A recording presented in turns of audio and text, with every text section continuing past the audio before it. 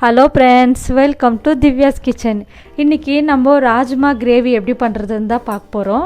பாருங்கள், இதில் நான் ராஜ்மா எடுத்து காலையில் ஊற வச்சு சாயங்காலம் செய்கிறேன். அப்போ தான் நல்லா வெந்துடும். இது ஒரு 8 விசில் கிட்ட வைக்கணும். ஏன்னா இது வேகிறதுக்கு கொஞ்சம் லேட் ஆகும். அதனால் நிறைய விசில் வச்சா தான் வேகும். நீங்கள் காலையில் செய்யணுன்னா நைட்டு ஊற வச்சுட்டு காலையில் செய்யுங்க. நான் காலையில் ஊற வச்சுட்டு நைட்டுக்கு செய்கிறேன். பாருங்கள், இது ஒரு 8 விசில் வச்சு வேக வச்சுருக்கிறேன். பாருங்கள், இந்த மாதிரி இப்படி இருந்தால் தான் நல்லா வெந்துச்சுன்னு அர்த்தம். இப்போது இதுக்கு என்னென்ன மசாலான்னு நான் சொல்கிறேன். 2 நல்ல மீடியம் சைஸ் வெங்காயம், 2 வெங்காயம் நான் பேஸ்ட் பண்ணி வச்சுருக்கிறேன். தக்காளி ஒரு 3லேருந்து 4 தக்காளி அளவுக்கு எடுத்துக்கோங்க. நல்ல பெருசாக இருந்தால் 3 தக்காளி போதும். ஒரு மீடியம் சைஸ்னால் 4 தக்காளி. இவ்வளோ தாங்க அரைக்க வேண்டியது. இப்போது எப்படி செய்கிறதுன்னு பார்க்கலாம். ஃபஸ்ட்டு ஒரு கடாய் வச்சுக்கலாம். இப்போ அதில் ஒரு 3 டேபிள் ஸ்பூனு 2 டேபிள் ஸ்பூன் அளவுக்கு எண்ணெய் ஊற்றிக்கோங்க. நான்ஸ்டிக்கில் செய்கிறதா இருந்தால் கொஞ்சம் எண்ணெய் போதும். வேறு நார்மல் கடாய்னா கொஞ்சம் எண்ணெய் ஜாஸ்தி ஊற்றிக்கோங்க. அதில் 2 இலை, 1 ஏலக்காய், 2 காம்பு, 2 துண்டு பட்டை, ஒரு கொஞ்சமாக ஒரு பிஞ்ச் அளவுக்கு சோம்பு எல்லாம் போட்டுருங்க. இப்போ இது பட்டைலாம் கொஞ்சம் எண்ணெயில் போட்டாச்சு. இது வெங்காய பேஸ்ட் போட்டுடலாம். வெங்காய பேஸ்ட்டு நல்லா ப்ரௌனாக ஆகிற அளவுக்கு ஃப்ரை பண்ணிவிடுங்க. அப்போ தான் அந்த வெங்காயம் பச்சை வாசனைலாம் போகும். அப்போ தான் டேஸ்ட் கூட நல்லாயிருக்கும். இது வெங்காயம் பாதி அளவுக்கு வதங்கி இருக்குது. இப்போ நம்ம இது கூடவே இஞ்சி பூண்டு பேஸ்ட் கூட சேர்த்துடலாம். ஏன்னா 2 சேர்த்து நல்லா வதக்கிடலாம். அப்போ இஞ்சி பூண்டோட பேஸ்ட்டு ஸ்மெல்லும் போயிடும்.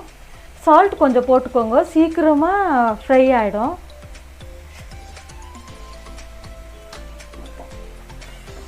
சால்ட் போட்டுட்டு இந்த மாதிரி நல்லா ப்ரௌன் ஆகட்டும். இப்போது இஞ்சி பூண்டு பேஸ்ட்டை வதங்கிச்சுன்னா நம்மளுக்கு கொஞ்சம் சீக்கிரம் ஆகும். 2 ஒன்றா வதங்கட்டும், பரவாயில்ல.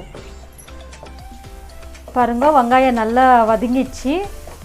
இந்த மாதிரி ரொம்ப கொஞ்சமாக ஆகிடும். நல்லா தண்ணியெல்லாம் சுண்டி பாருங்கள், கடாயில் ஒட்டாமல் எண்ணெயெல்லாம் வருது. இப்போது இந்த டைமில் நம்ம தக்காளி சேர்த்துக்கலாம். தக்காளி சேர்த்து இதுவும் நல்லா ஃப்ரை ஆகணும்.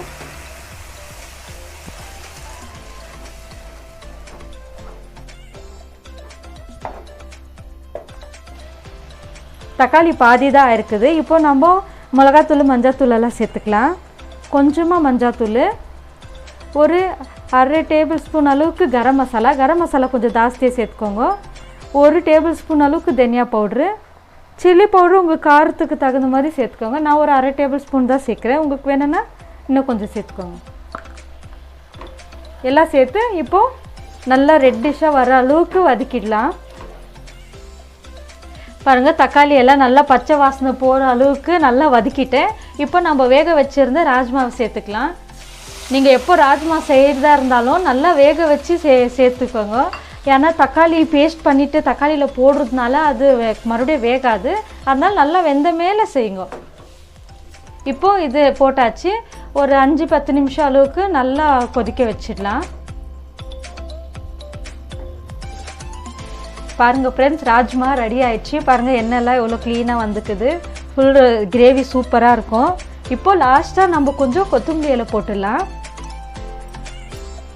பாருங்கள் எப்படி இருக்குதுன்னு நான் காமிக்கிறேன். இவ்வளோ திக்காக இருக்குது. நல்ல சப்பாத்திக்கு, ரைஸ்க்கு, பூரிக்கு கூட சாப்பிட்லாம். ரொம்ப நல்ல டேஸ்ட்டாக இருக்கும். ட்ரை பண்ணி பாருங்கள். பிடிச்சிருந்தா லைக் பண்ணுங்கள், ஷேர் பண்ணுங்கள், சப்ஸ்கிரைப் பண்ணுங்கள்.